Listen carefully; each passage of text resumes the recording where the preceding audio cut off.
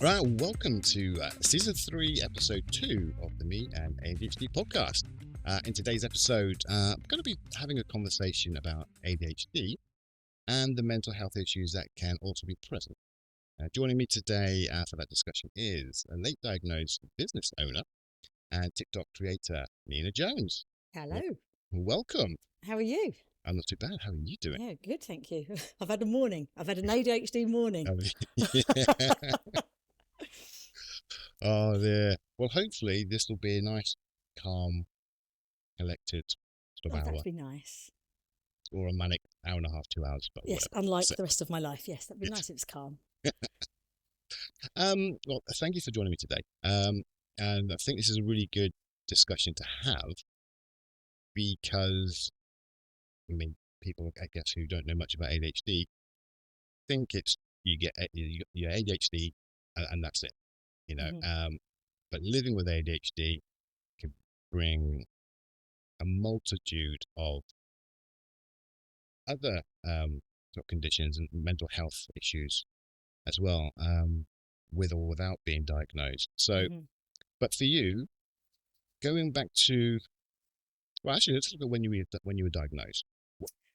Well, when I was diagnosed, it will feed into other things we're going to talk about later. But I had been unwell for a very, very long time, probably about, I'd say, 15 years. The last 6 being really unwell mentally. With anxiety and all kinds of things. And to be honest, I'd never thought of ADHD, ever. And the reason why I think most people don't think of ADHD is because nobody knows what it is. Everyone just, there's a very small amount of the condition that people understand, and they presume that's what the condition is. And I include myself in that. I also include my husband and all of his work colleagues who've worked in SEN places with children with ADHD, and they didn't fully understand the condition. So when a friend of mine who was presenting very similarly to me, she wasn't as unwell as me. Yeah. Her child got diagnosed, and of course in the assessment they said, there's an 85% chance that one of you two's got it. So talking to my friend and her husband, and the husband was like to her straight away, and so they were around here having a chat, and she was going, "Do you think I've got ADHD?" I was like, "I can't. There's absolutely no chance you've got ADHD. There's nothing about you've got ADHD." So anyway, and then I found Dr. Russell Barkley online, and it went from me looking at it to try and defend my friend to sitting there in tears, sobbing at everything that was being said, as slowly I realised, oh my God, this isn't a couple of things, this is everything right across the board. So in tears, I went and got my husband and said, can you come and watch this for me? And I sat in the corner like this, and he watched it, and then he was in tears and going, oh my God, how did this get missed? Like, how did it get missed? Because if you know anything about ADHD, I've obviously got it. And which brings us to the thing of nobody knows what it is. Because if they did, people would be getting their assessments much younger, I think. So that's kind of how I came to it. My mental health was already bad. Like I said, we'll talk about that in a bit. But that's what brought me to it. I went to my GP and said, do you think this is a possibility? She said, fill in one of those online forms and have a look. All of them came up, yep, everywhere. And so she started the referral process. But because I had been very unwell the year beforehand, I could feel that starting again. And I was so terrified by it that I was like, what can we do? And she said, well, if you go on the NHS waiting list, in my area at the time, there's absolutely no provision. So she said, we're looking, and this is before everything became really bad. She said, we're looking at 10 years around here. And I was like, well, will I be here in 10 years if this is nuts. It's the thing of, I would have probably had to stop working because I couldn't cope with that at all. And then the flip side is, like I said, when we talk about my mental health, I felt like I was at a defining moment where something could have snapped in my mind, and I don't know if I'd have been the same person the other side when I was really unwell. And I'm really aware of how near to that ceiling I got. I could feel that, and I never want to be there again. And therefore we made the decision that even if we had to sell the house, that we would get a private diagnosis. So that's what we did. And then the journey has begun of the absolute shite show that is trying to get a diagnosis on the NHS and navigate this system, which is difficult enough for someone who's neurotypical, much more difficult for someone who's neurodivergent, and impossible for someone who's neurodivergent and mentally unwell to deal with. And I think it's a travesty. And I am, my main thing that I feel is I'm sick of the rhetoric that's out there about us. And, how everyone's just trying to get a diagnosis. Like, no, we're getting a diagnosis. Most people later on are getting a diagnosis because of the mental health implications. Most people, if you've managed to have ADHD till you're 40 or 50, there's no reason at that point really to get a diagnosis unless it's affecting your life in a bad way. And I think people don't seem to understand that. I don't know what people think. I just think they're nuts, to be perfectly honest. But that's how I came to getting a diagnosis. I went with who are they called? My Pace UK. Okay. They were cheap. That was the reason I went with them, because I couldn't afford it. I wouldn't recommend them. I wouldn't. There's been no aftercare. There's been no nothing. I'm sure my psychiatrist is lovely, and I think she works for the NHS as well. But the care hasn't been there at all, really. It is. I would agree that they are money-making schemes. But what choice do we have if whole areas do not have any provision? One of the things you might notice if you've ever looked at any of my videos, the amount of people that get on my page from Ireland, Northern Ireland, Scotland, Wales, they haven't even got a provision in some of these places. Like, nothing. There's not actually an adult ADHD provision in the country. It's ludicrous. It's ludicrous. So, and that's and the other bit that I find really hard is how we're all pitching against each other, because then they'll go, well, you're lucky because you've got right to choose. Well, you're lucky because and it's not us. We're not the problem. We're not the problem. We're a bunch of people that have all got a relatively serious condition that can really impact your life negatively if not handled correctly.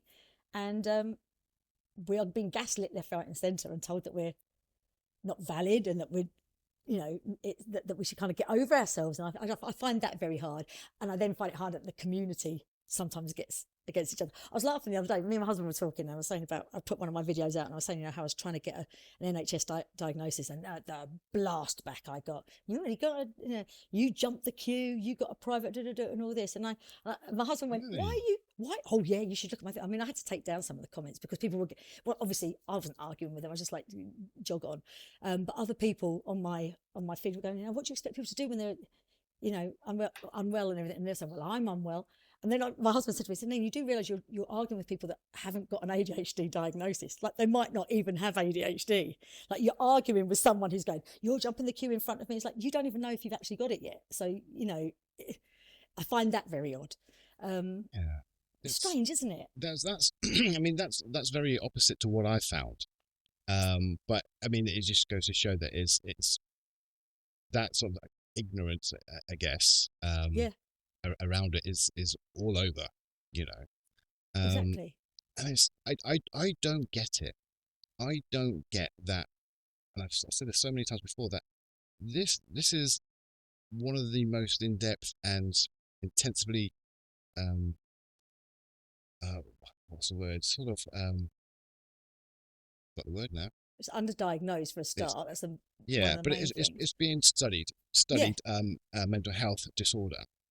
And it's been in the medical records for a couple of 100 years. It's there. The science is there. Yeah.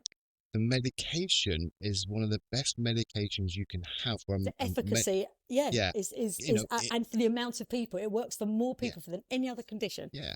The science, the proof is all there. Yeah. And I just don't get why even sort of professionals who are, in that kind of field, just don't get it. It's weird. They don't. And I think the thing is as well, I think the other things that I think the mental health implications of ADHD have become exacerbated by the world we live in. I don't think this is, it's like the perfect storm, really. You know, people aren't going outside more. We're not interacting with each other as much. You know, I run my own theatre school.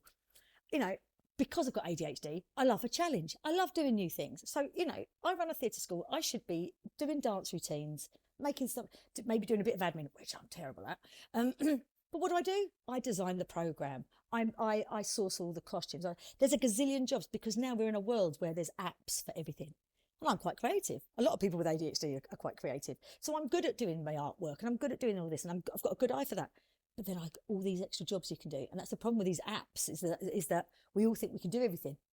And you know, as we all know, we haven't got the best time management, you know, so I can do it all, but there's only 24 hours in a day. So then my workload gets, and I think that's the same with everybody. And also things like, you know, as much as I'm on TikTok for this, and it changed my life, TikTok. I used to look at TikTok and I think, what the hell is this? Why are people dancing around with a giraffe face? Do you know what I mean? Like, what is this app? And I remember looking at it during lockdown. It was the first time I even looked at it, just going, this is a craziness. But then I found my people. I found my tribe. I found the people that were talking about this. And I went, oh my God. And I get really annoyed when I hear, and it happens a lot, and I'm not dissing GPs because I know they have a massive, but the amount of people I know I've heard of who have gone to their GP and have gone, oh, you found it on TikTok. I'm like, yeah, I bloody well did. I don't know what to tell you. Like, if the schools are not going to educate people, if you're not going to educate people, if you know nothing about it, how am I going to know anything about it? Yes, I did find out on TikTok. Most people did.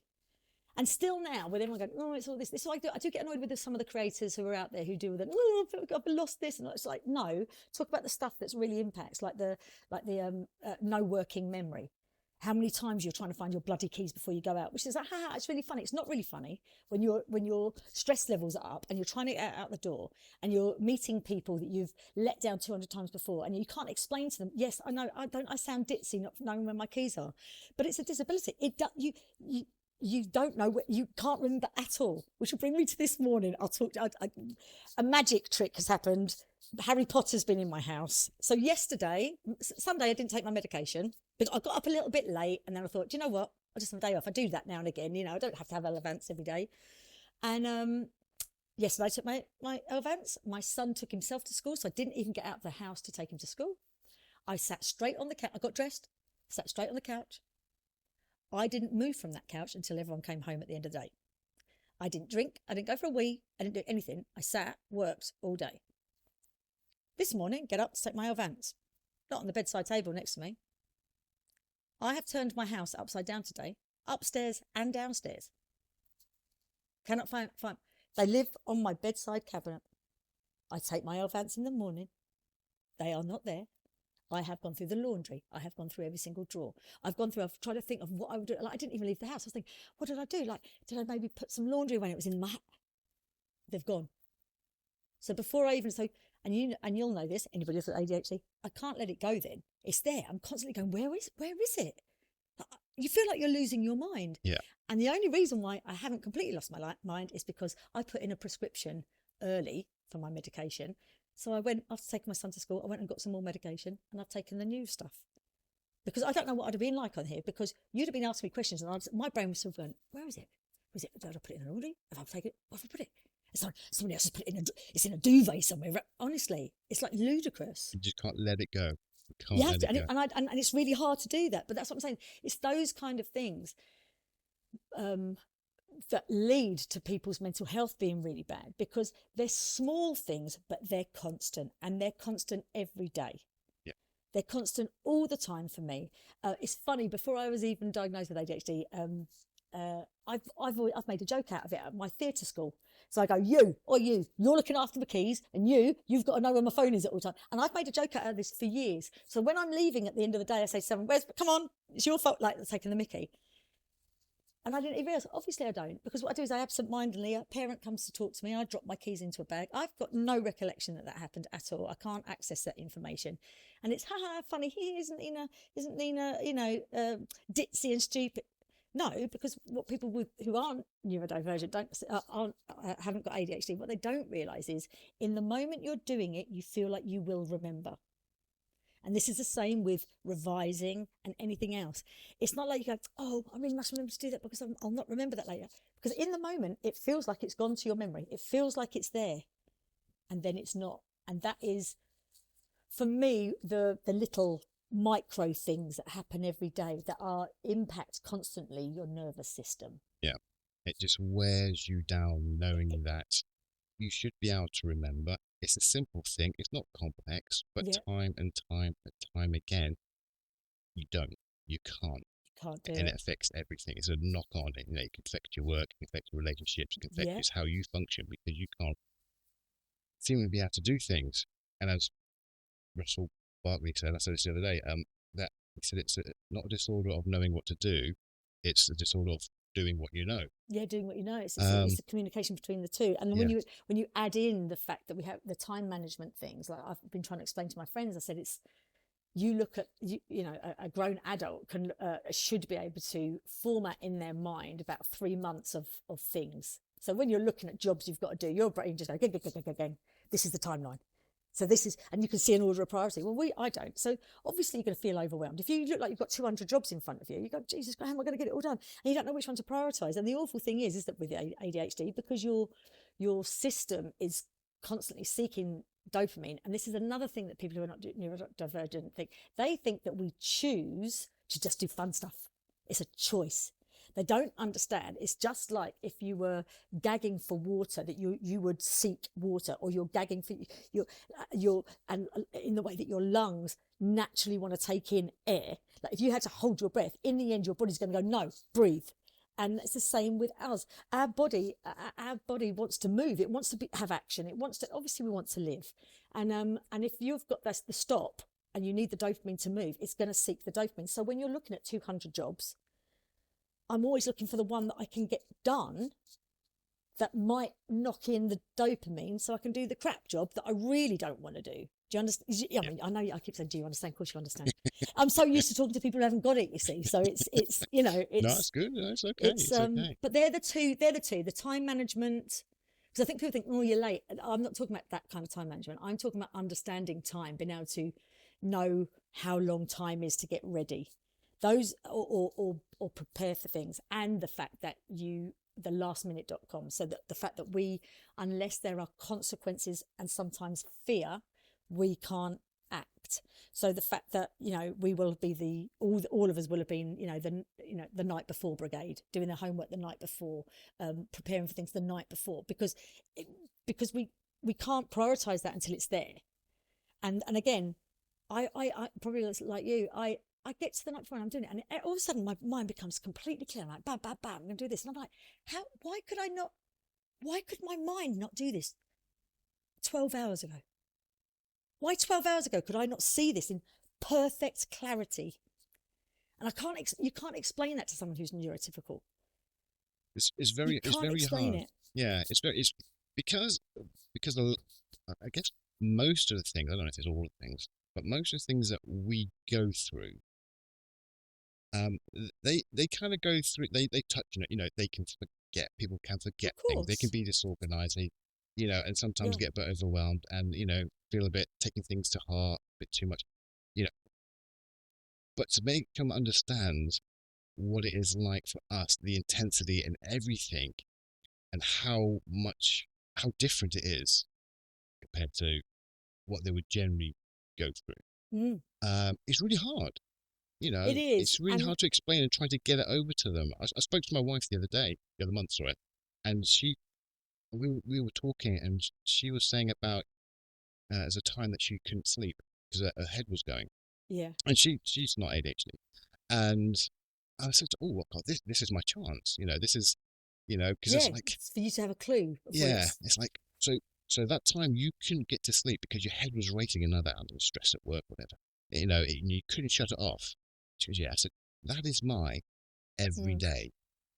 Yeah. Okay, not every night trying to get to sleep. Every day. That is I've got loads of things going on in my head every day at a base level. Yeah. That's it. Stupid crap. Yeah. Stupid crap. The grouting needs doing. Keep seeing a bit of grouting and it needs doing. You're like, and why is that impacting my day to day? It's awful, isn't it? It just all comes in. Yeah. Yeah. And I mean, that's the only way I can try and get it to kind of understand what she's gone through Yeah. is. I don't want to say it like, it's nothing compared to what I go through, but No, it's not. But there's a it link. happens Yeah. in a vacuum. The problem is as well for women is that anyone, especially anyone who's sort of between sort of late 30s and 50, 60, is that going through perimenopause and menopause gives you very similar symptoms to ADHD. I mean, it impairs the same bits. Your sleeping becomes all over the shop. You become anxious. You're waking up in the middle of the night. My mental health was very much tied up with the two things at the same time, but also the change in my life. So it was a everything piled on at the same time kind of situation. Yeah. I saw a really good thing the other day. I was talking about women. I don't know if your wife does this to you, but my husband just wants to go to bed, and just before we're going to bed, I'm like, right, we could do this and we can do this, and later on and he's like, could you just give it a break, because like I want to wind down and go to sleep now, but my brain goes very fast at that time of night. Partly ADHD, but also it's partly a woman thing. Apparently, a woman's thing is to make sure that everything was done for the day and we're prepared for tomorrow. Apparently, it's something that women do. It's a filtering down and putting down logging everything that's happened, and logging everything that's doing, making sure that everyone's safe. It's a safe thing, apparently. Same as like men don't wake up when they hear a baby cry. Women can. It's apparently a part of that machine that we do. But then you add in ADHD, which is our brains already racing. And then at that time of night, that's what I struggle with the most, is I don't sleep enough. And I had a bit of a eureka moment the other day. And I don't know if other people, I was going to do a video about it and I just haven't done it because I'm very busy at work at the moment. But when I was a kid, I was much better at sleeping. I could sleep for hours. I don't know, were you better when you were a kid at sleeping? Yes. Yeah. I realised that what it was that lovely young thing of dreaming. All the things we could do or might do and one day will do. And that, as you become an adult, gets replaced with what I have to do, what I should be doing, and what I forgot to do. So I used to dream all day about all the shows I'd be in and all the and the good-looking men I'd go out with. Silly stuff when you're a kid. But when you're old, and that even goes through your 20s, you're still sort of thinking about, I'm going to, go to this bar with these people. I'm going to go out with my mates and do. Do you know what I mean? It's a different thing. Yeah. When you're a proper grown-ass adult, where's the dream? There is no dream. Even if you're going to do something nice, you think about how you're going to pay for it. Like it all gets replaced with grown-up stuff.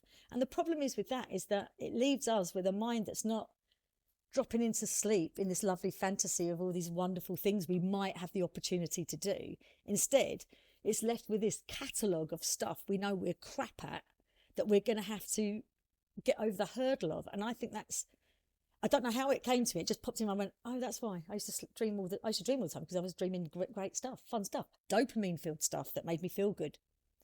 And now I've just got a catalogue of all the stuff I should be doing. And this is the problem. TikTok in the middle of the night, can't go. 2 o'clock in the morning, 3 o'clock in the morning, every single night. And and that's not good for us. It's not.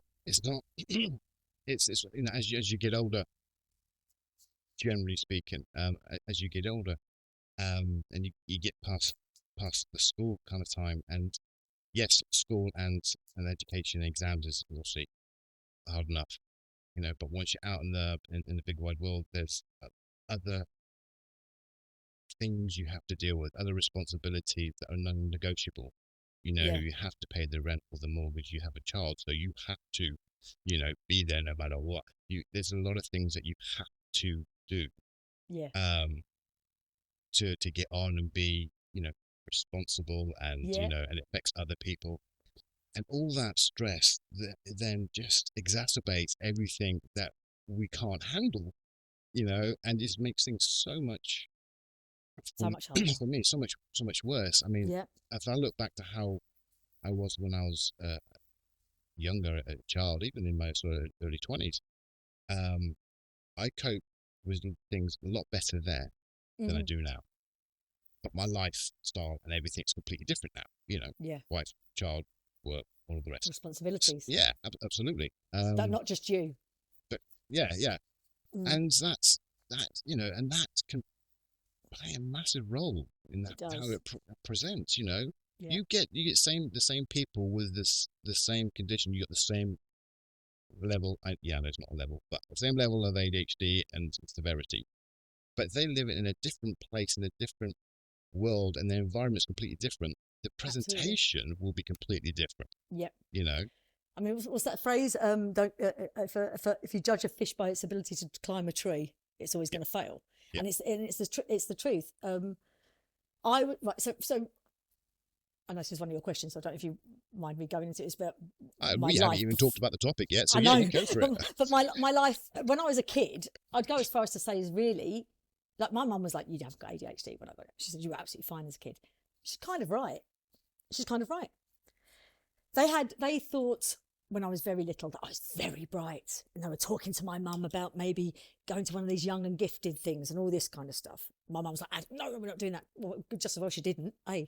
But when I got to secondary school, it got harder and harder. And the thing is, I was always into my performing. That's what I did for a living for a very, very long time. I worked in the West End, and um, it catered to ADHD. Like I would never have had to look for a diagnosis back then. My everything about my job when I was working was perfect for ADHD. If you're single, if you're single and no family, it's perfect because you're not going to stand in front of a room full of people with the consequences and not know what you're doing. So you're always going to learn it. You're always going to be on top of it. I get ADHD. I get dopamine from singing and doing it. So even preparing for it was giving me a dopamine boost because I'd be going over my stuff and that would make me feel good. Everything about it.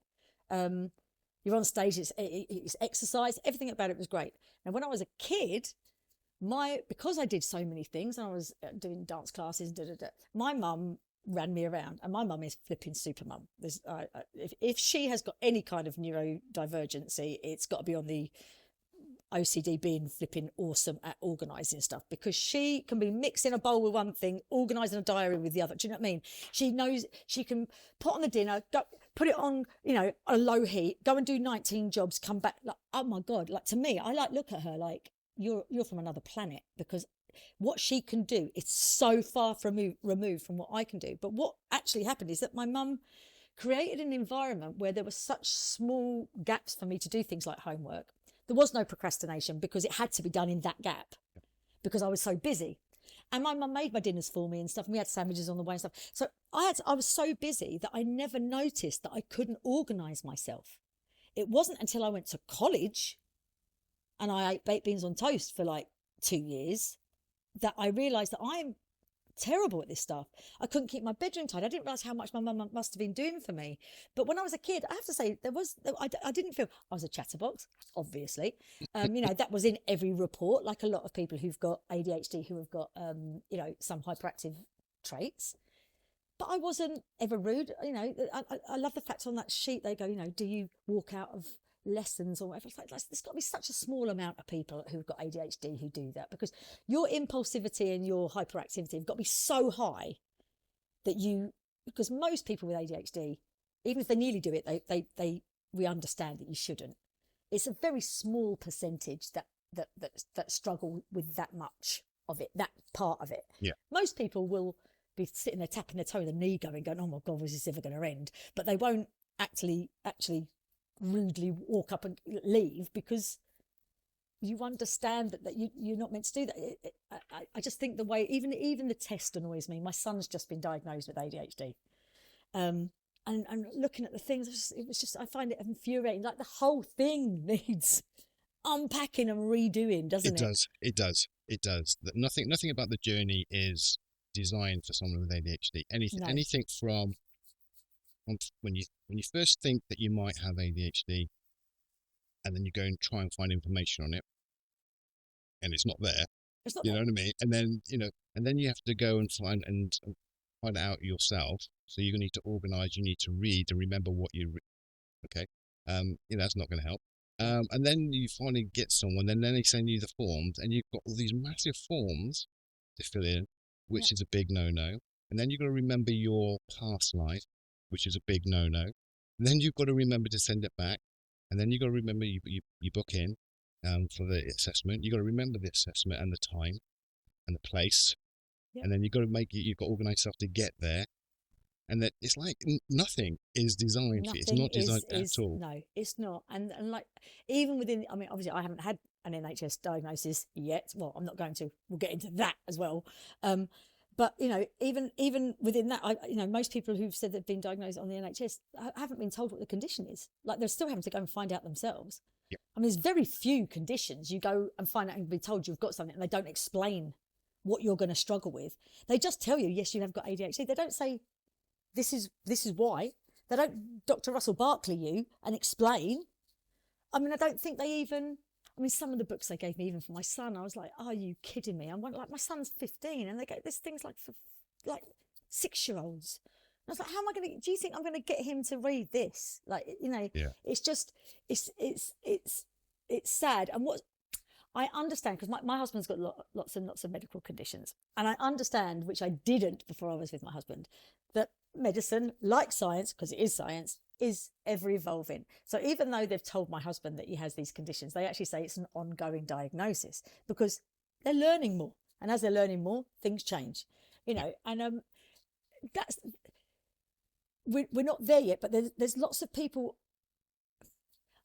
I believe that there's a lot of people out there talking about ADHD who say that they're psychiatrists or say that they are this, and that just are spouting absolute nonsense. Yeah.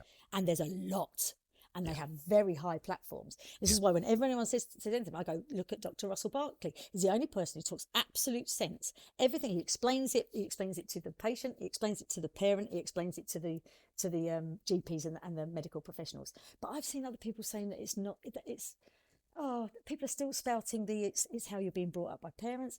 People are still spouting that it's an illness you get when you're young. It's like it's not. Like, all my traits have been there the whole time. They're just exacerbated by being a grown up.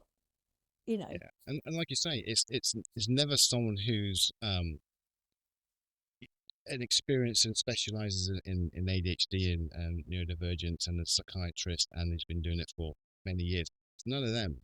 They might be working in the might be a psychologist or a whatever therapist or something, or a doctor or whatever, but not specialists in that area at all whatsoever. But they've got a platform and they're going to say their view, which is completely mind-bogglingly wrong. Absolutely.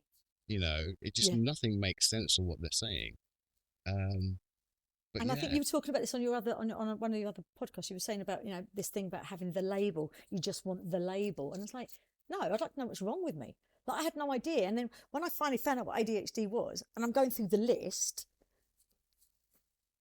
I knew I did all those things, but I didn't understand what they were or how they were. Like, why do I never thought, oh, actually, I can't remember stuff. Like, there's a black hole when that happens. Like, that is like if you had head trauma and somebody who forget, it's gone. Like, I tried to explain to my husband, like, and I was like, how did I not notice this? Because it's so glaringly obvious, but we don't know what's in somebody else's mind. So you just presume everybody else is doing the same. You presume everybody else feels the same, that you're just crapper than everybody else. You don't realise that it's just a black hole. That's what I find hard, that the system, and even still now, the system really, people like you, especially who are inattentive, aren't you? Rather than, I mean, is it quite rare, isn't it? Just for men, especially, to be. Yeah, it's exactly. Or do we just not know about them all yet? I've read a couple of reports, because I've been trying to look at it as much as I can, because I'm getting a little bit wound up about women's presentation. That the terminology of women's presentation, women get missed a lot because of women get. And I get it, and I agree with you. It needs to be looked at more. No, people who are inattentive get missed, is what it is. Thank you. Absolutely. Thank you. What I just don't want, because we started off with the whole ADHD thing, back in the 50s, 60s. It's 70s, 80s, and 90s, I guess. Boys, young boys, boys. They get ADHD, so everyone gets missed because they get it. And I don't want it to go down to women's presentation, women. No. Because then the men who are inattentive are going to get missed. Yeah. And then the women who are combined, they're not going to be combined. Yeah. They're just a pain in the ass. Yeah. Okay. Talky and annoying. You know what I mean? Yeah. They're just annoying, pain in the ass, and just whatever. I think what we've got to remember is that the reason why, basically what's happened is, ADHD was treated for the people around people who had ADHD, and not for the person who had ADHD. Yep. So people with ADHD, children with ADHD were medicated so that they were tolerable for the teacher and the children around them. And still, I've got to be honest, let's be honest, that's where we still are now, really, if we're being honest, because somebody who's inattentive is still going to get missed now, I think. I've got a parent at my school, and the daughter's got terrible mental health issues at the moment. And I had a good old chat with her at the end of the class the other day. And I was saying, how is she with this? Because she said, is there a chance she's got ADHD? Because the son, the twins, the son has. You can tell he has. I say he has. I'm diagnosing him myself. But what I'm saying is, all the things he struggles with, I can see it, but he's a little bit more obvious. She's clearly inattentive. But we went through all the things that it is. And she went, yeah, she can't do that. No, she can't do that. And I said, well, that's ADHD.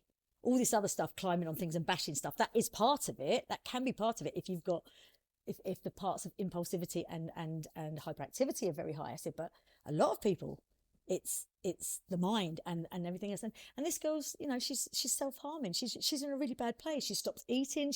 It's going into other parts. And she's young. Like, it took me to be in my late 30s for this to start. She's a kid, and it's already impacting her. I had a really good conversation the other day. I don't know if you saw my last video. I was talking to my friend. My friend was an actress as well, and she's become a drama therapist, and she works in a unit, a psychiatric unit, where the kids who are really, really like the worst you can be, who are having psychotic episodes, they're really unwell, all different things. But she said that, she can tell that most of them, like she said, she reckons 75% are neurodiverse. And actually this is some of them are having autism, just absolute meltdowns, because they have been in environments that have just been so overwhelming for so long. Obviously, you've got to put into account some of these have terrible backgrounds as well. But if you add that to having ADHD, so I was very lucky. My mum and dad were brilliant. I was very, very looked after. But that's not everybody else's experience. Yeah. Some kids are expected to get themselves to school. Some kids are expected them to make their own dinners. And some people just can't do that. So they'll not eat. They won't get their homework in on time. Like I was managed. I had a manager for my childhood, Yeah. And it just got really difficult once I became a proper adult, really. I'm the same as you. My family life I'm very lucky. Parents always made me feel like, they're proud of me, always with me, always say they're proud. Every time I got another job, they're always there with me. And they've been absolutely fantastic. And like you say that, not everyone has that. No. And I used to wonder why, and then I remember who it was, saying about, well, if you think about it, if the children of ADHD, the chances are one or both the parents are ADHD, and if they're not kind of being supported, well, we know that the parents aren't being supported. So the parents are going all through their life with not being supported, not knowing what's going on, and it's not being a good ride for them. No. And that's why they're in this sort of position. And you go, that makes sense now. See, I think my dad's got ADHD. But my dad was a deputy head teacher at a school. He was an art teacher first, and he went through the ranks. But the thing with ADHD is that there's a responsibility thing that can make you go over the top. But actually, if you've got what you do and you've got it at a certain level, it's doable. For me, being a mum and looking after the extra bits, it's the doctor's appointments, it's the getting the kids to school, it's the doing the dinners, it's the shopping, they seem like such. I remember, it's so funny. You think, obviously you had it, but I used to look at the other mums down at the school, and I'm completely judgmental, but looking at people, I'm thinking, how are you coping? And I'm not, looking at that. But some people, if you're not neurodivergent, they find it so easy. They find it so easy, and these things that are just, for me, are my nemesis. And the thing is, I always felt like I was doing an impression of a person. So I always felt like when I'd invite people to come and see my house, it felt like a kind of, in a way, I was being someone else. Let's come around my house. I've made it look all clean and stuff. And like, it's not me. I'm being someone else. Yeah. I'm being someone else. When I'm operating like everyone thinks, oh, she's on it, I feel like I'm actually acting. Yeah. to Yeah. be honest. Yeah. And That's your mask. Yeah. that's it. And the thing is, in a way, I'd always say, oh, drop the mask. But actually, you can't drop the mask because, otherwise I'd sit here looking like a hoarder, not being able to find the floor or the food or the fridge for the amount of crap that was everywhere. Like in a way, they're talking about the mask, dropping the mask. Yes, exhausting yourself holding the mask up, absolutely. But actually, this is the world we live in. We have to, my child has to eat. I have to eat food. There has to be stuff in, and that stuff is not ever natural to me. Shopping, not natural to me. Much easier from having a party and having people around because then it's a thing. Yeah. It's the everyday that is just, I'm just not equipped for it, and I don't know if it's a lot worse because of the perimenopause and all that, but I feel like I used to cope, but then I used to cope with less to do. I was looking after me, and then it was just me and my husband.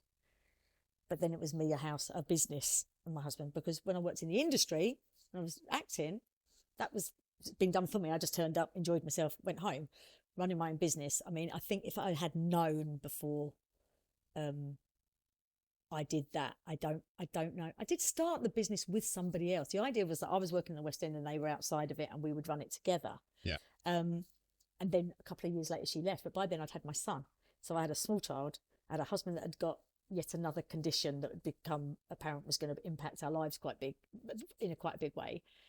And then I remember my agent going, do you want to go for me just being completely... I said, I can't because I couldn't prioritise it anymore.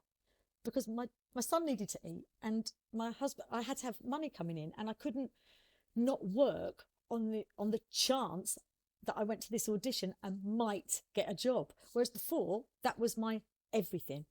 And that's I feel very cheated from that, because it was never my intention to leave. It was never my intention to stop acting. But I was so overwhelmed and so I just couldn't cope. And you just have to do what you have to do, which is the mortgage has got to be paid. My son's got to be alive. You know what I mean? And it comes down to that. You're right. I mean, it's sometimes hard to make that choice because sometimes you can think, and I had this. You think I'm sort of not really sort of working towards my true potential. I'm downgrading myself because I'm a stay-at-home dad. I work part-time now, but my background is in fitness, managed health, personal training. I know now I change jobs quite a lot and move around quite a lot because I was just getting overwhelmed so much in each position over things. All these things come together, all the stuff I could do, but there's too much more go. And I moved to another job. And then I stopped and became a stay-at-home dad.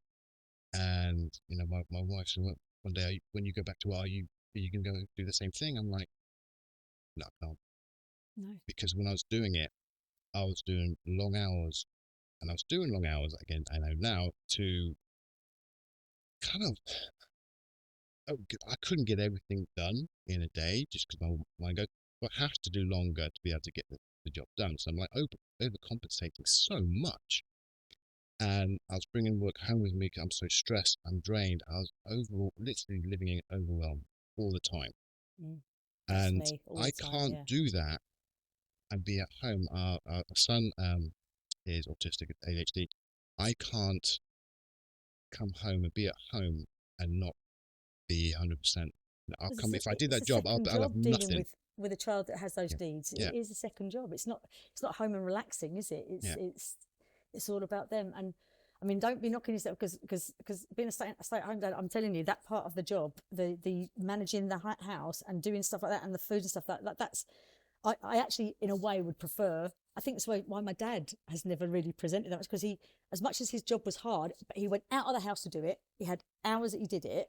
Don't get me wrong, he did bring it home, but I think if my dad had to do all the stuff at home, he wouldn't be able to cope with that. But because the job he had, but my dad had stomach cancer when he was 52, and he never went back. He couldn't get back on that treadmill. Once he jumped off that wheel, the hamster wheel, he could not get back on because he could see all this stuff he had to do. And I'm so sure my dad's got it. My mum definitely hasn't. There's absolutely zero chance she could be that superwoman if she had it. There's not a chance she has it at all. But the thing, having that reality and looking after your mental health is a big thing, and it needs to be done more. Hopefully, for people to realise actually there are certain better priorities to look at and go for. Then I work in a supermarket. I work in the till, and I do that job part time purely because I don't have to think, Yep. purely because I don't worry about the next time I go to work. I've got no Yep. responsibility whatsoever, and it gets me a bit Sounds of like money, bliss. and I go home, and then I've still got something, Mm. left to give, and that is the only reason why, Mm-hmm. you know, um, and I'm okay with that now. At the beginning, I wasn't because I'm just Well, there's a affecting people pride with thing, the isn't tilts. there, But as yeah, well? yeah, yeah. There I is a used to pride manage thing. health clubs. I used to manage teams. Yeah. I was good at what I do. Very qualified, very experienced. 28 years.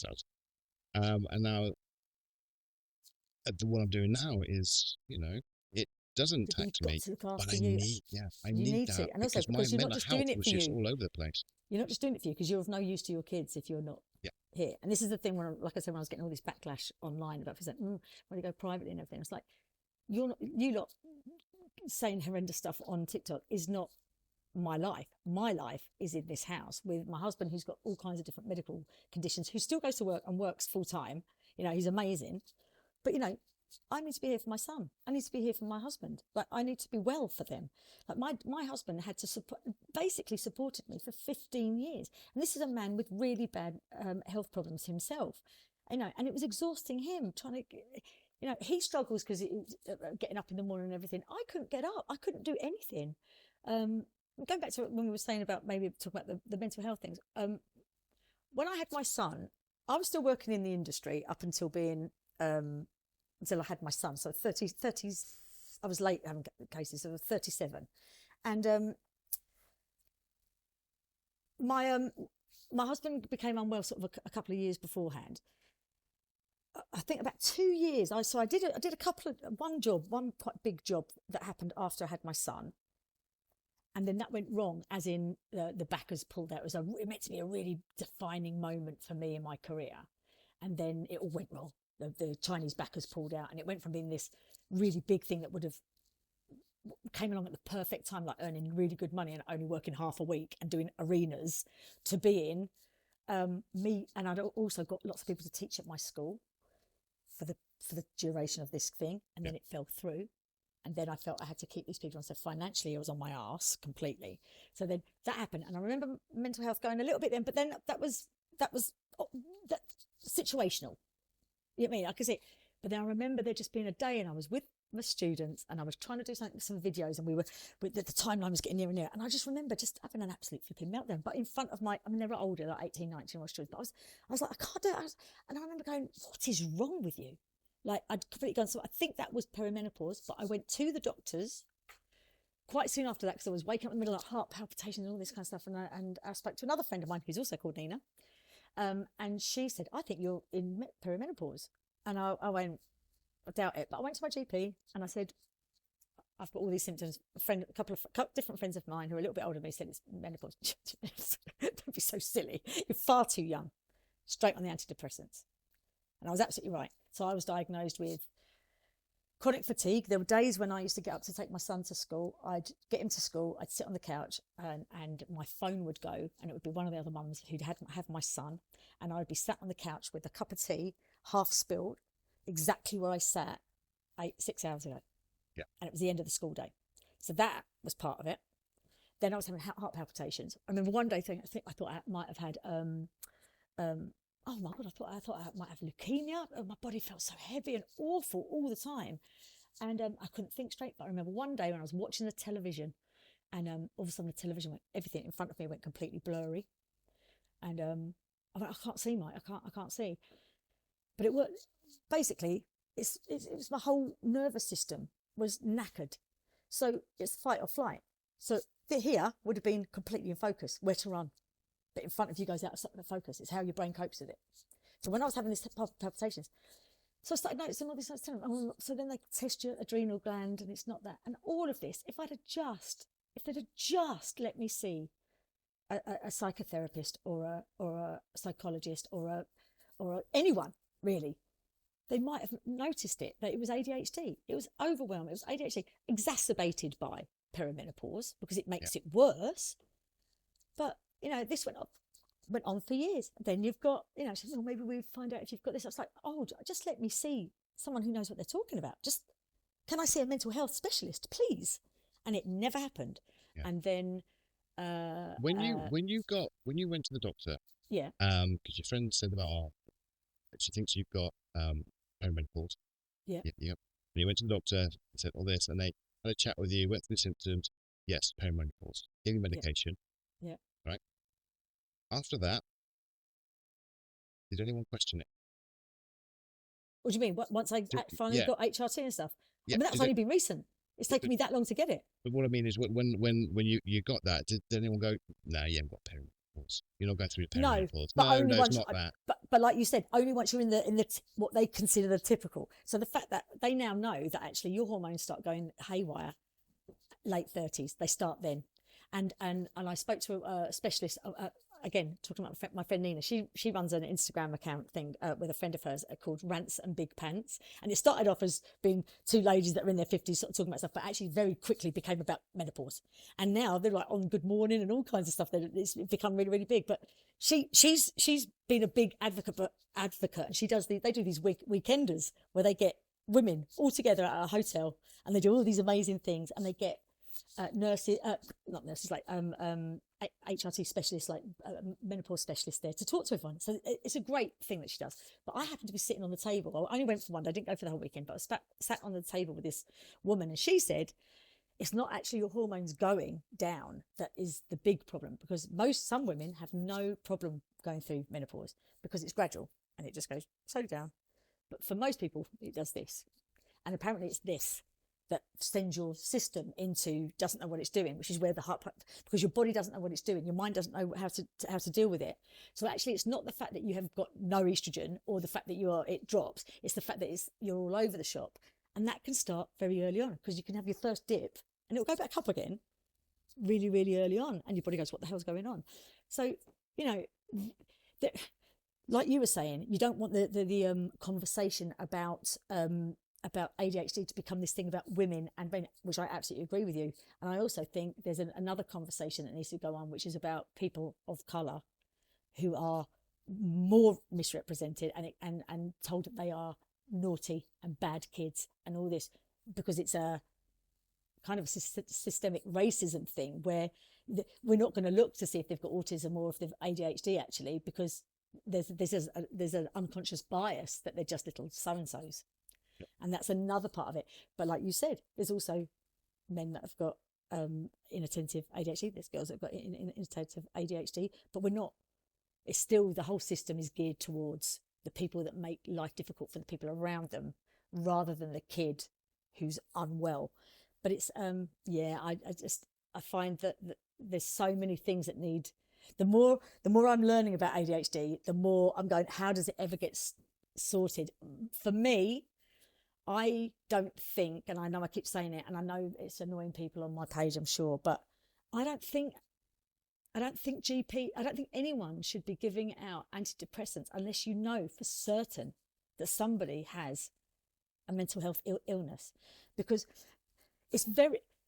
not very many people actually have mental health issues. I'm talking about mental health illnesses. I'm talking about bipolar, things that are in you, that you are born with, your brain is wired a certain way. And the same with depression. Some people have depression, but then some people get depressed, and some people end up with mental health problems because of things that are not dealt with. So whether that's trauma, whether it's head injuries, and whether it's a neurodivergency that has not been looked at, over time you will develop mental health issues. And they are two different things. So if you are not looking at the whole picture, you are treating you're treating them being unwell and not treating the reason. You are just stopping them from being unwell. And for people who've got ADHD, giving them things like sertraline and all that, which are SSRIs, they give you serotonin, they don't give you dopamine. And therefore, I was content. I've said this on my videos. I was content. I was content to sit on my couch all day. I was content not to talk to my husband. I was content not to do anything. I was content. I was quite happy, very happy.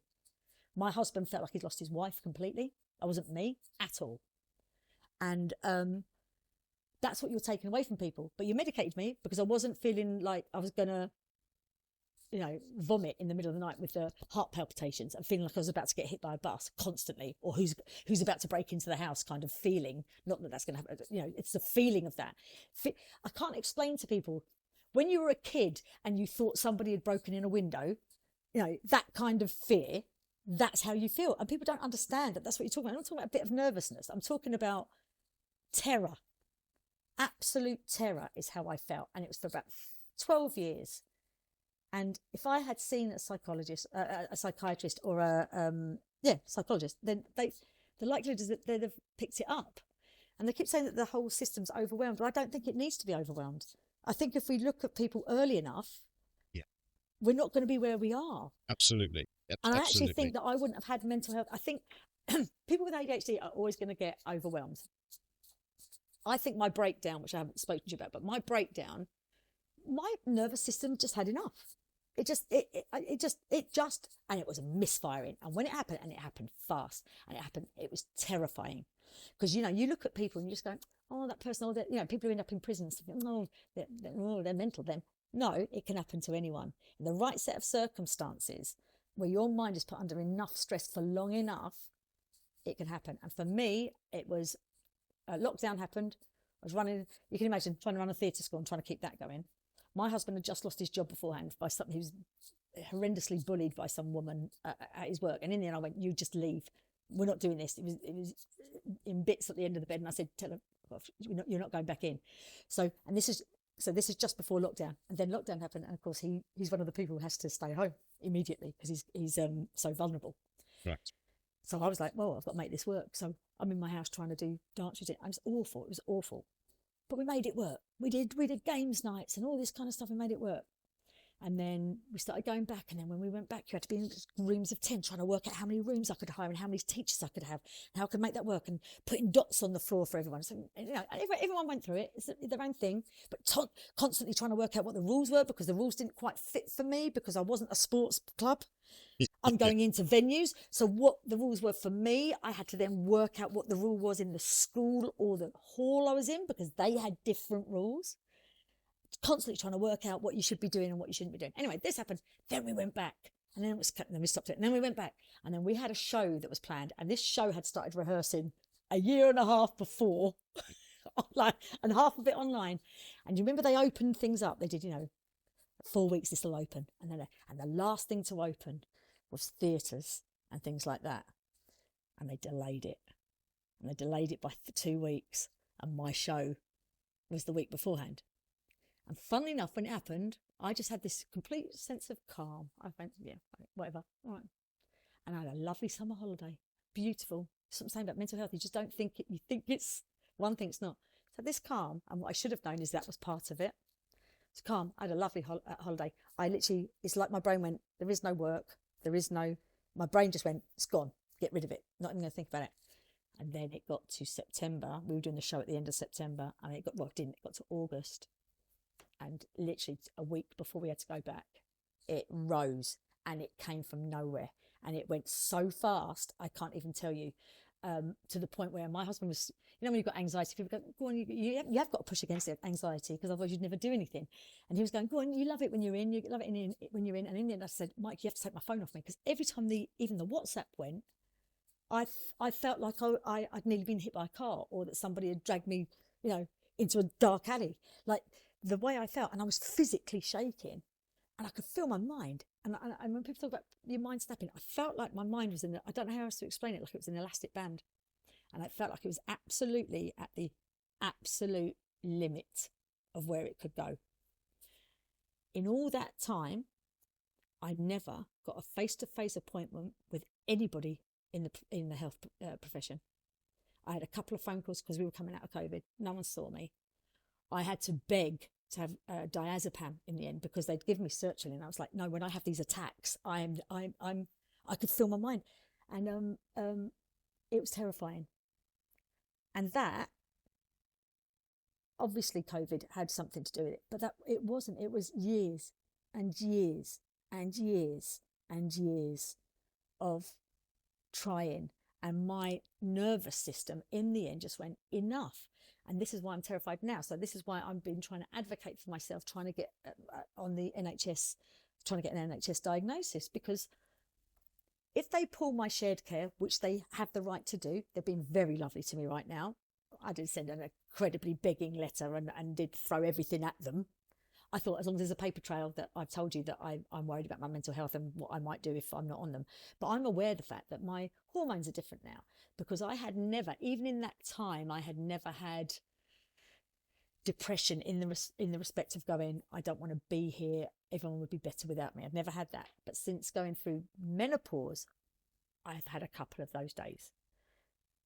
Not lately, but I have had them, and I'm terrified. They take my shared care away and I don't get that medication, that I am worse underneath the medication than I was before. And where does that leave me? So right now, that everyone on TikTok can be annoyed with me, and I'm sorry, I want to be here. As much as this is hard graft, I do want to be here. So I'm going to advocate for myself as much as I can. That's all we've got, isn't it? Us and our family. That's it. Yeah. You have to advocate for yourself and your family, your kids, and it's good to have that community around you and things like that as well. But at the same time, we went private because we could. We in the house we struggled because we didn't know what was going on, and I didn't know what was going on with me, because previously I kept everything was internalized, so for everyone else it's going, Darren's a chill guy, but I'm screaming and dying inside kind of thing. But I couldn't keep it in anymore. It's all coming out. It's like there's a tipping point, isn't there, where it just, and then it's constant. Yeah. And it's like a buzz. I ended up going to therapy to talk through it. Before the diagnosis, and I just because I didn't know why I was feeling this way and why I was acting this way, and it just made no sense. And then we went down, the path of sort of getting diagnosed and looking at that, and it made sense. Yeah. Okay. Now I understand. You can put things in place. You can, and it makes life more tolerable. There are obviously, issues, but you can't just go. It's not like, oh, I'm diagnosed. Oh yeah, I get it now. Everything's fine. You can put things in place to help you and support you. I mean, I think if I was still doing like working in a school and all that kind of stuff, if I was like doing schoolwork and stuff, maybe if I had carried on, if my training at college was it was dance training and acting and stuff. But if I'd have had to work through that, I think maybe would have noticed back then. There's a possibility it would have been found back then. I don't know. And I might have needed medication. But the medication for me, I never understood the difference between overwhelm and anxiety. And I didn't have that eureka moment with the Elvance that some people do, where they just feel like their mind's calm, because I think I'm just so used to that being like that all the time anyway. And part of it I like. I quite like my mind being fast. That's not with the medication. It's different for a lot of people. Absolutely. How it's not quite the same as like in a paracetamol. Yeah. Does it help your headache or does it not help your headache? But the one thing it did immediately, the anxiety went, and it was immediate, first dose. So it has to be that has to be the overwhelm. And this is one of the reasons I don't want to not take it, because I do notice even from not taking it on the Sunday, I can feel it just slightly creeping in, just slightly, where I'm worrying about stuff constantly when it's there constantly, and it just terrifies me now. But I am aware that something in me is now broken, and I don't think there's a way back from that. And I don't mean that horribly. The medication is going to do what it's doing. What I'm saying is, it's really important that if anyone thinks that their child has got ADHD, stop listening to what people are saying about, don't go and get them diagnosed, because the mental health implications further along, once your nervous system has gone through that, it can never properly reset. The way I try to tell people, and I don't understand why it doesn't happen, again, things just don't make sense in my head, that if you have a child and you think the possibility they may have ADHD, they're struggling at home, they're struggling at school, struggling with friendships and things like that, when you hear people say about, oh, you don't want the label, you don't want to give them a label and things like that, and you don't want to go on medication because it can stunt their growth, and there will be, they'll be just zombies and things like that. The first thing you think you need to do is go speak to someone who's late That's it. diagnosed, okay? Yeah. Late diagnosed ADHD, okay, and go, right, how was your life, your school and everything before you got diagnosed and supported, okay? Yeah. And when you go and ask a few people and get those answers, you will go and get your son or daughter assessed Absolutely. because it's not good. It's It not doesn't good. matter where you are now. It doesn't matter if I was a millionaire philanthropist, and now my school, my relationships, my jobs previously were not good. I had No, and it's pretty through much every no part of your life. education. I'm not bouncing off the walls. I'm not the naughty child. I'm not No. the one who makes lots of noise. I'm the person who tries so hard, looking at the teacher, trying to remember what they're saying, and I just can't because my No. head won't stop. Yeah. Okay? And because of that, I pretty much got no education. Yeah. I didn't have friends, Yeah. still don't really, kind of thing. Oh, that's an You know, ADHD thing, isn't it? And I yeah, never realised that. And I've, I've got I've got some friends, but I haven't got a group because I never understood the social construct of that. I always found that very difficult. I people just dropping in around your house. Like I always found that really odd. It's funny to find out that that's actually part of the condition. It's odd to find that, but I've always.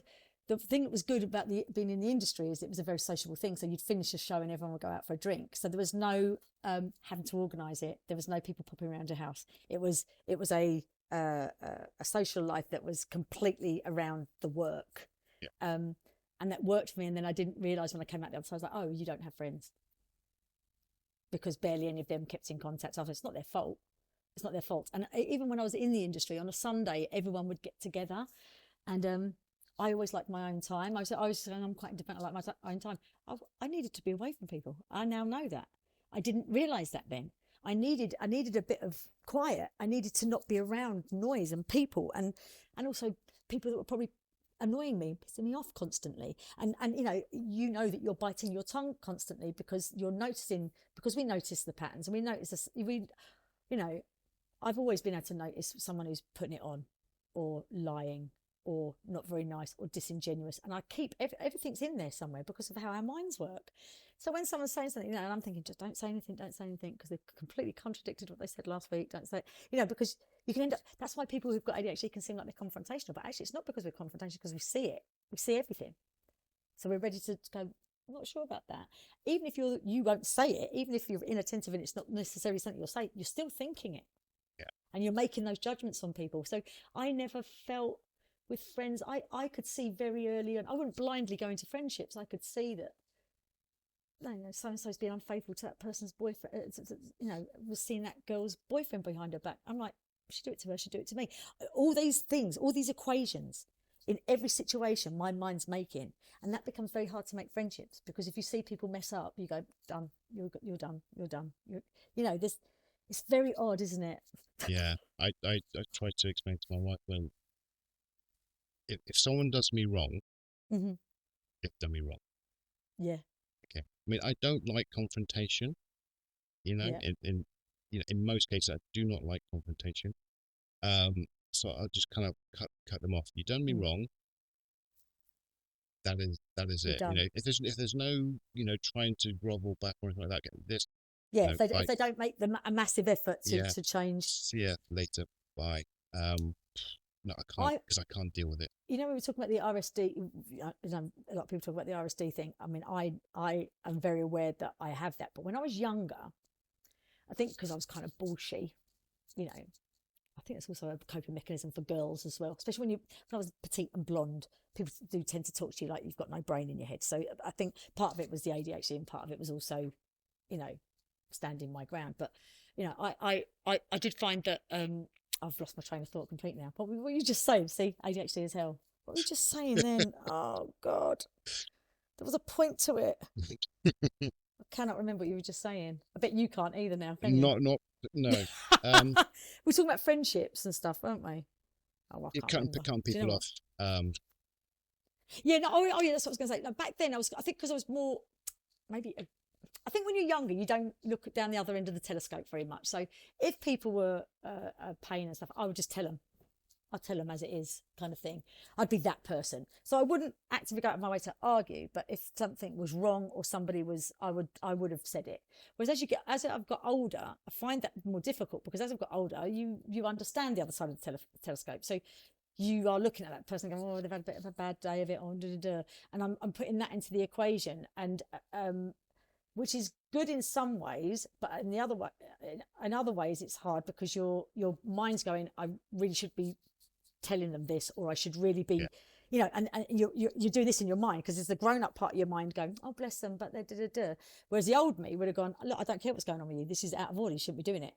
And in a way, I kind of like that person, in the respect that I was never accused of saying things that weren't true. I was never accused of being a person that was nasty to people for no reason.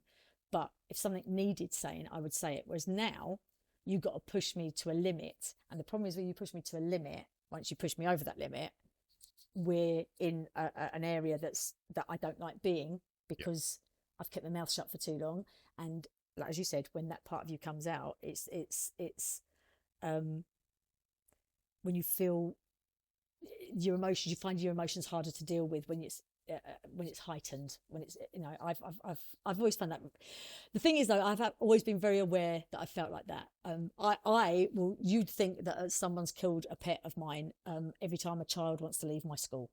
Like, when I get the email, I failed as a teacher, I failed in my life, some of these kids are never going to do it. I don't know why. Some of these kids are going, why are you feeling like this? Like, this kid can't sing, dance, or act at all. Like, they're coming here because it's a club, they're enjoying themselves. Why do I feel like that? But it's real. You'd think I'd broken up with a boyfriend.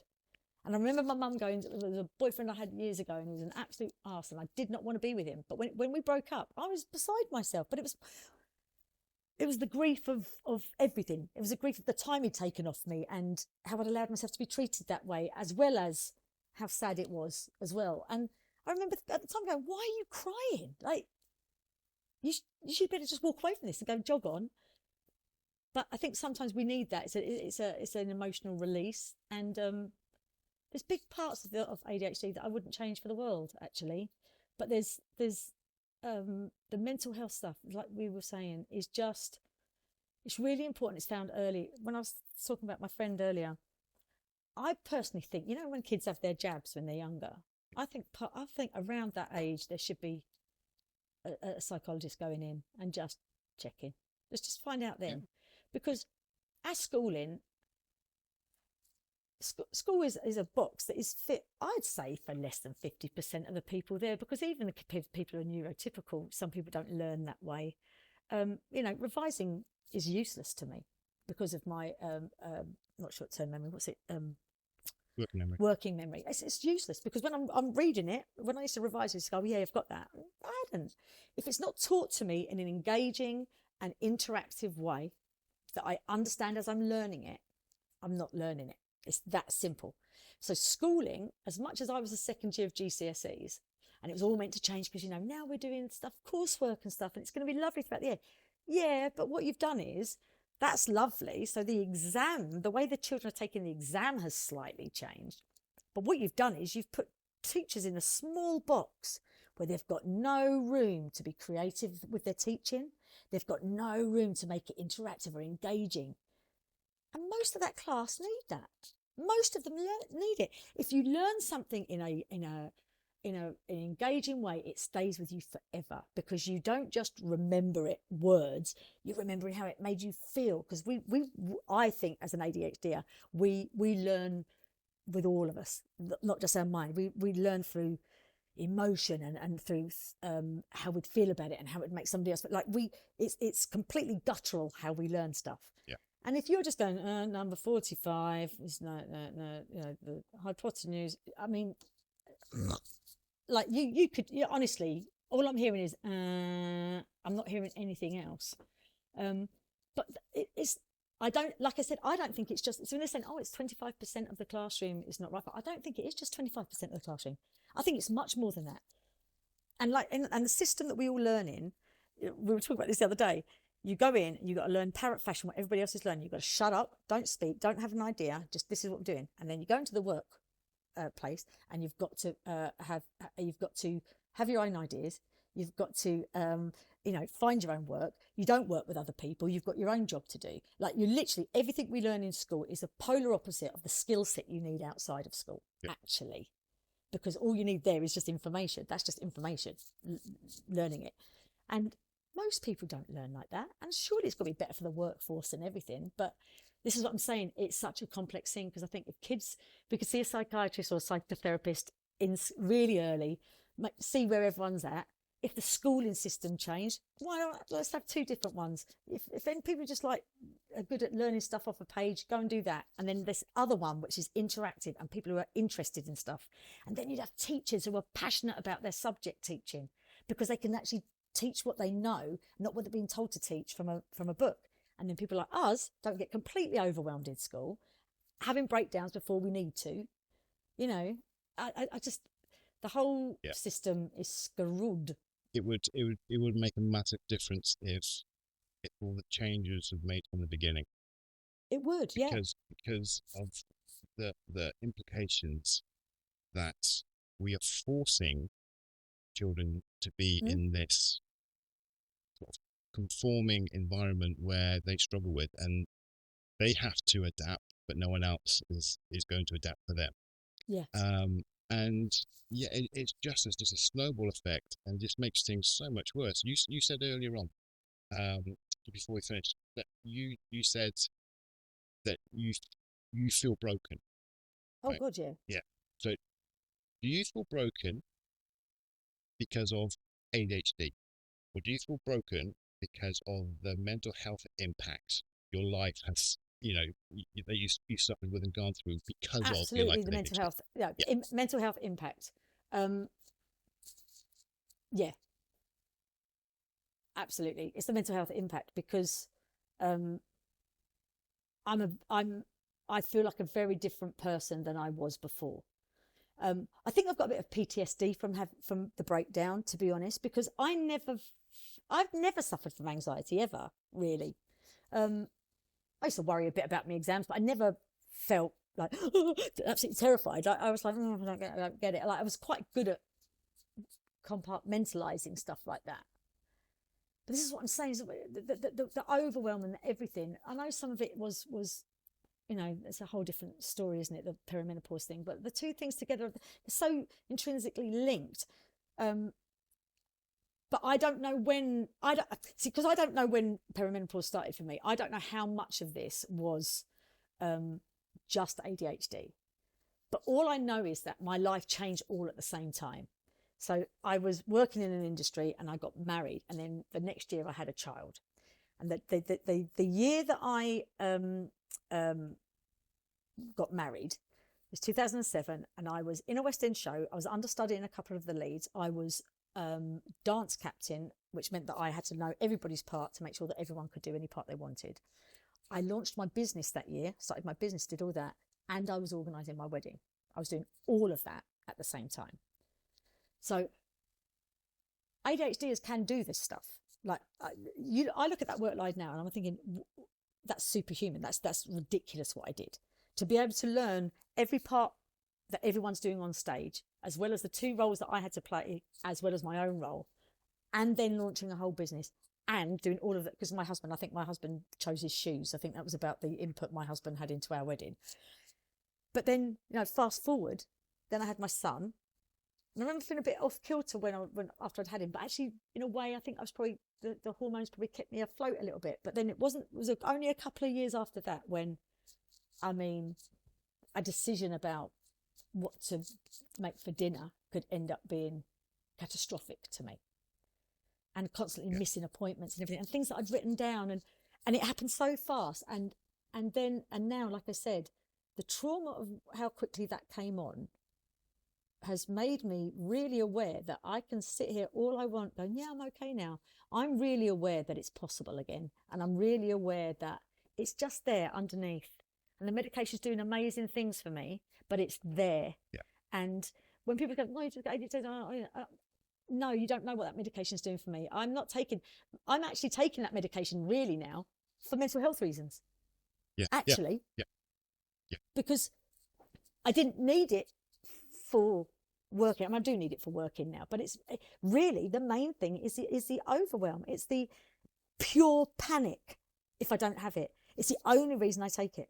My head is clearer slightly. It's not perfect still not where it was, but it's there, and I really feel for anyone that is having mental health issues. And the problem is that, especially when you put a plaster on it, because the problem is you're not going to even notice what it is. If you're on sertraline or any of these SSRIs, and I know some people still are on them because their mental health is still bad, even when they've got the medication. But for me, it was like kryptonite having those SSRIs. And don't get me wrong, I needed them. I needed to have them. I couldn't have lived like that. That was awful. I felt like an elephant was sat on my chest all the time. It was physical. It doesn't. People say, "Oh, anxiety." It's not. They are physical. I couldn't breathe. So I'm glad I had them for that. But you shouldn't be giving people them without finding what's wrong. And you know, everyone that gets an ADHD diagnosis is not necessarily going to need medication, but there might come a point when they do. And if they do, there shouldn't be 5 or 10 years buggering around trying to get it, trying to jump through hoops when you're actually at that point. If you're searching for that, you are already in a really precarious position. Absolutely. And that's one of the huge problems. You know, if you're looking for answers, it's because you're desperate for answers. Desperate. Yeah. I mean, that's the word. And I think again, it's the whole understanding of what ADHD is so wrong. And don't get me wrong, I teach in a school. There's a lad that's clearly got ADHD, and his parents. I don't know how the parents of the other children, bless him, aren't up the school going, my kids can't learn anything. Because when I'm teaching, I teach him for 1 hour. I can do nothing, and he's a lovely lad, and I don't want to be telling him off and stuff, but he cannot control himself at all. But if your parents aren't behind you to try and get a diagnosis, but he's the kid that ADHD that everyone thinks ADHD is, and he's 5% of them. He'll be 5%. He's not the whole thing. And he will be struggling. He will not be in a good place. And he'll feel crap. He'll feel crap all the time, and I really feel for him. And in a way, part of me in my head, and I'm sorry if it sounds strong, part of me thinks it's like bloody child abuse, really. Because the life that this kid could be having in comparison to what he's living right now. There's another kid I taught, used to be at my school for years and years and years, and he actually only got medication once he was 19 after he'd gone through school and everything. And I'd been saying for years, and I kind of mentioned to his parents and stuff. But there's still this thing about the medication making you someone that you're not.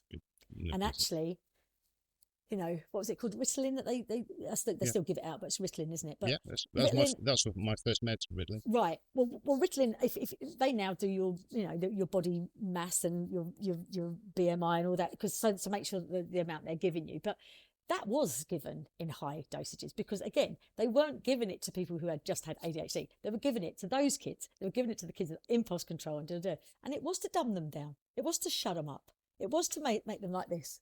That's what they were giving it to them for. But I keep saying to people and saying, "Oh, does it make you feel like you're someone else?" No, you can still hear. I'm on Elvance now. I'm talking at 200 miles an hour. Yeah. It doesn't change who you are, but what it does is it just settles it enough that it's, for me, bearable. Yeah, it gives you a bit of clarity to think more about what's going on around you, make decisions, your own conscious decisions. To pause a few seconds before you react. It gives you. It helps you be you. It's a crutch. It doesn't get rid of the disability. Oh, no, it's still absolutely still there. But without it, it's for me unbearable. I'm really not in a great place without it. So I'm glad I'm back on again. Oh, Nina, thank you. Oh, thank you. It's been lovely having a chat. We could have done this for 2 hours, couldn't we? 3 hours. There's so much to cover, isn't there? It's been really good. It's been interesting to sort of go through sort of your background, your history, and how things have affected you. And you know, there's so many people out there going through similar things, you know, and we're all on one journey. We're on an ADHD journey, but we might be in certain different areas of that journey, you know, coming from a different place, but you know, destination is exactly the same. We just want support. We just want support. You know, we want to be able to just live our lives, you know, and help. and we just want the rhetoric to change. I find it's very hard to advocate for yourself when you're just seeing constantly, TikTok, you learn. It's just not helpful when people are desperate. Yeah, absolutely. You've got nowhere else. My journey, I've thought one thing at the beginning, and I think something completely different now. I hate the fact that we use social media to get information It's on terrible. ADHD. Yeah, I think it shouldn't be done. We should not self-diagnose. We shouldn't. But when you have to wait 10 years to get an assessment, what else you got? What you're not going to go, okay, I'm not going to put up with this now. I'll just put up with it, put up with the life. No, I'll wait until my assessment 10 years. No, you're fucking struggling Absolutely. and you need to find some answers. And then you've got nowhere else to go, and your phone and your laptop is so available. You check on there, and you end up getting social media. You get some answers, and great, fantastic. That's the only place we get. I am here. I am here doing a podcast. I'm medicated. I'm diagnosed. All this through the help of social media. Social media. Social media. Which I think is gutted, because I've always been speak to the professionals. But even when I spoke to the GP knew nothing about it. Yeah. When I spoke to the specialist, they didn't tell me what it was. Yeah. So it's really hard. So you have to do everything yourself. You have to do the research. You have to read. And it's another job. It's another job, and we don't need another job. It's just it. I did so much reading before I got diagnosed. I don't read because I can't remember. Yeah, me too. What I read. So that was just exhausting. So it does need, everything needs to change, and it could change just easily if you just put things in place in schools and all that. It could just change. Probably not going to change for us, but we need it to change for our children, the next generation. Absolutely. And people with autism and ADHD can be really, really amazing members of society. Loads of entrepreneurs have got ADHD. Like the way our minds work is amazing, but you have to make sure that there's no mental health implications with it, because otherwise there'll never be that. And it's just, I don't know, just for the whole of society, a lot of these kids, I remember when I was a kid, people talking about his saying, oh, he's just so he's so bright. I just don't know why he acts like that. Just thinking, yeah, he is so bright. I bet he's got a gazillion thoughts going through his head that could be really helpful with a million things. But if he's never even going to get the opportunity, and he's going to have to go to university to get the degree yeah. And that's how they all end up in, institutions or flipping prison, because, it's exciting. It's an entrepreneurial thing. You're trying to, there's branches that come from ADHD that don't need to be there. Yeah, no, absolutely. If the system worked, but I just think the whole conversation has to be kinder about it. Really, to be honest. Absolutely, it needs to be based on facts. It needs to be based on evidence. Lived experience. It needs to look at everything. Okay. Again, brilliant conversation. And thank you so much. Thank you for people who are going to be listening. As always, guys, be good, be kind, and remember, you're not alone. Thank you.